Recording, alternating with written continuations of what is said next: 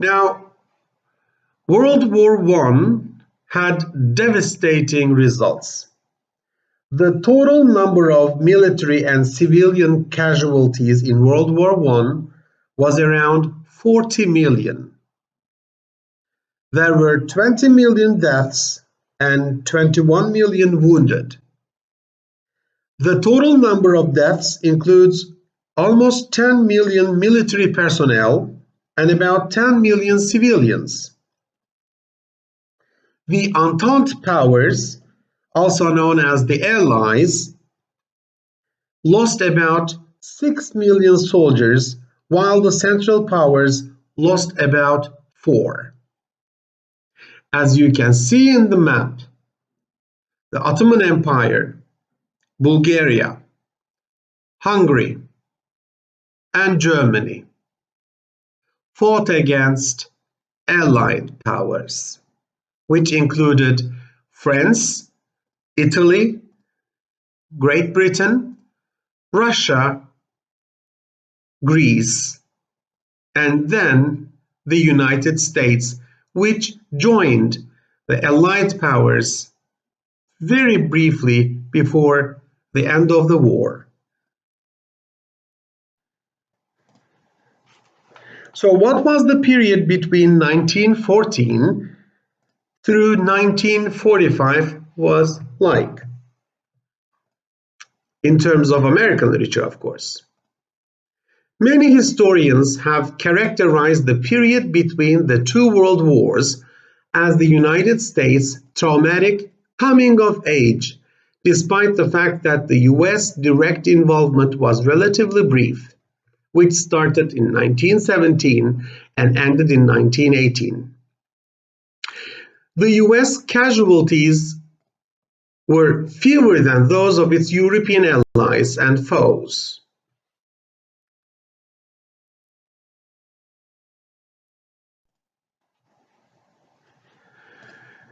Now, right after World War I, 1920s started in the United States in a glamorous, wonderful, enriched, powerful way.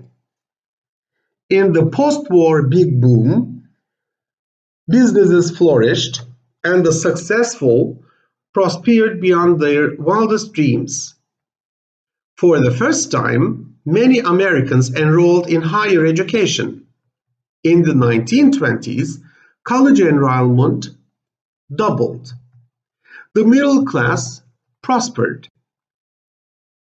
Americans began to enjoy the world's highest national average income in this era, and many people purchased the ultimate status symbol, an automobile. The typical urban home glowed with electric lights and boasted a radio that connected the house with the outside world, and perhaps a telephone, a camera, a typewriter, or a sewing machine. Like the businessman protagonist of Sinclair Lewis' novel Babbitt, the average American approved of these machines because they were modern and because most were American inventions and American-made.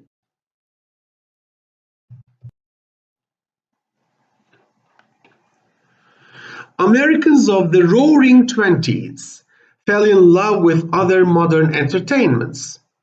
Most people went to the movies at least once a week.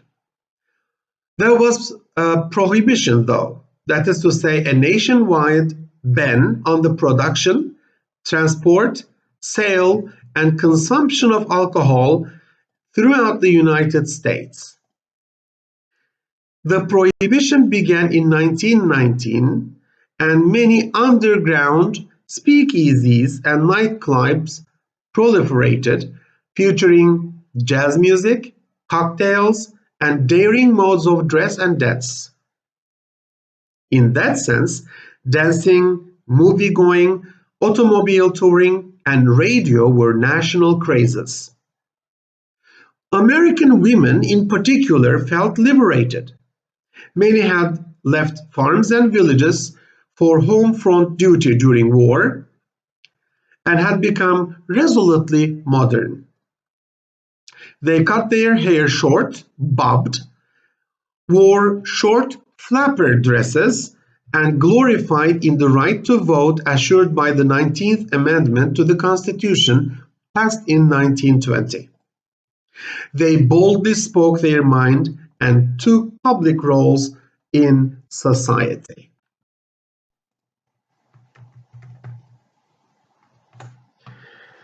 Despite outward gaiety, modernity, and unparalleled material prosperity, young Americans of the 1920s were the lost generation, so named by literary portraitist Gertrude Stein.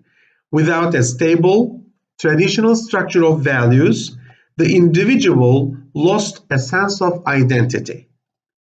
The secure, supportive family life, the familiar, settled community, the natural and eternal rhythms of nature that guide the planting and harvesting on a farm, the sustaining sense of patriotism, moral values inculcated by religious beliefs and observations, all seemed undermined by World War I and its aftermath.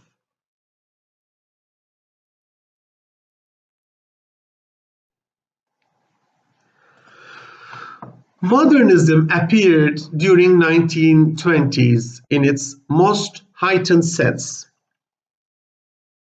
This large cultural wave of modernism, which gradually emerged in Europe and the United States in the early years of the 20th century, expressed a sense of modern life through art as a sharp break from the past, as well as from Western civilization's classical traditions. Modern life seemed radically different from traditional life. It appeared to be more scientific, faster, more technological, and more mechanized. Modernism embraced these changes.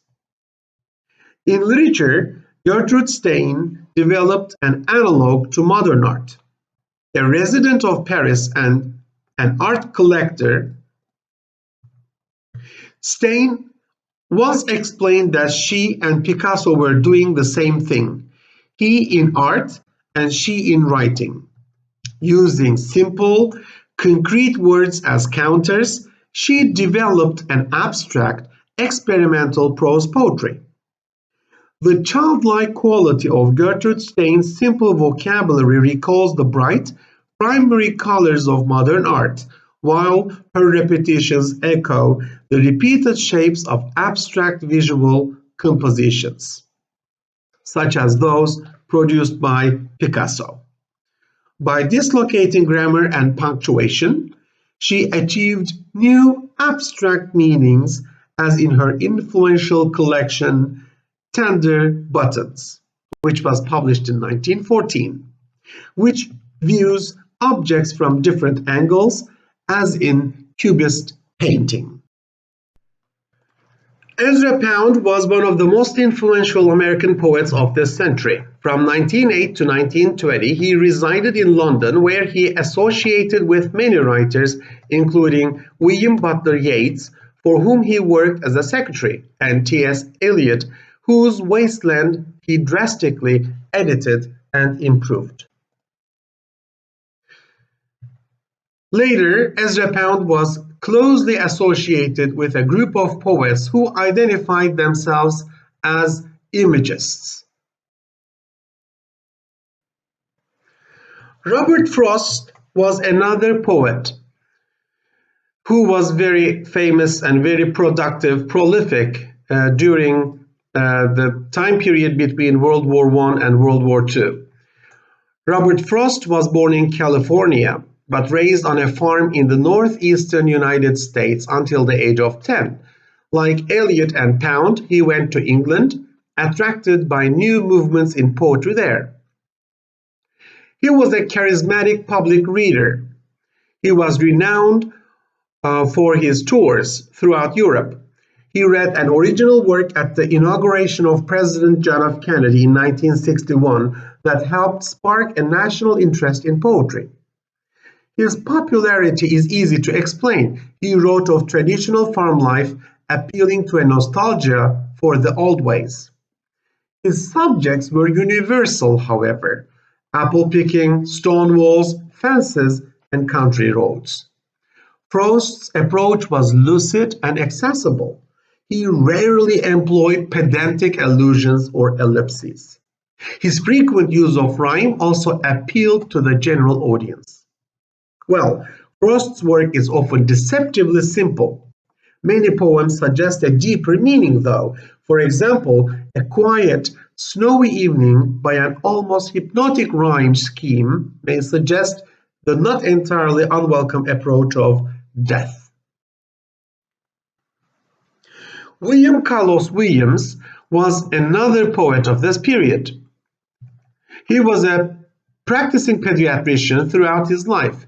He delivered over 2,000 babies and wrote poems on his prescription pads.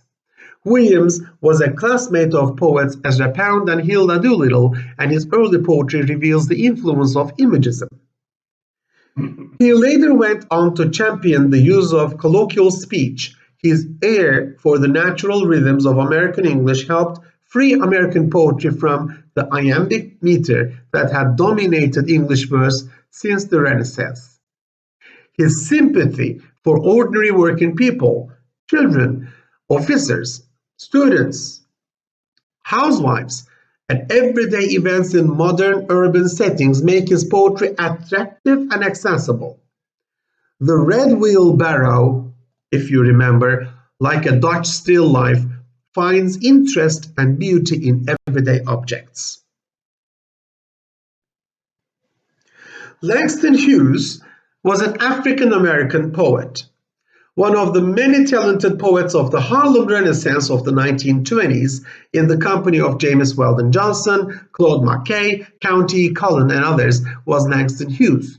He embraced African-American jazz rhythms and was one of the first Black writers to attempt to make a profitable career out of his writing. Hughes incorporated blues, spirituals, colloquial speech, and folkways in his poetry. He was not only a poet, though. As an intellectual man, he was an influential cultural organizer. Hughes published numerous Black anthologies and began Black theater groups in Los Angeles and Chicago, as well as New York City. He also wrote effective journalism, creating the character Jesse B. Semple to express social commentary. One of his most beloved poems, The Negro Speaks of Rivers, embraces his African and universal heritage in a grand epic catalog. Now, this is what we can say about poetry, but how about prose writing? Well, prose writing between the years of 1914 and 1945 could be titled American realism. Although American prose between the wars experimented with viewpoint and form, Americans wrote more realistically on the whole than did Europeans. Novelist Ernest Hemingway, for instance, wrote of war, hunting, and other masculine pursuits in a stripped, plain style, while William Faulkner set his powerful Southern novels spanning generations and cultures firmly in Mississippi heat and dust, and Sinclair Lewis delineated bourgeois lives with ironic clarity. Well, the importance of facing reality became a dominant theme in 1920s and 1930s, and writers such as Scott Fitzgerald and the playwright Eugene ONeill repeatedly portrayed the tragedy awaiting those who live in flimsy dreams. So, what did Scott Fitzgerald do? Fitzgerald's secure place in American literature rests primarily on his novel The Great Gatsby, which was published in 1925.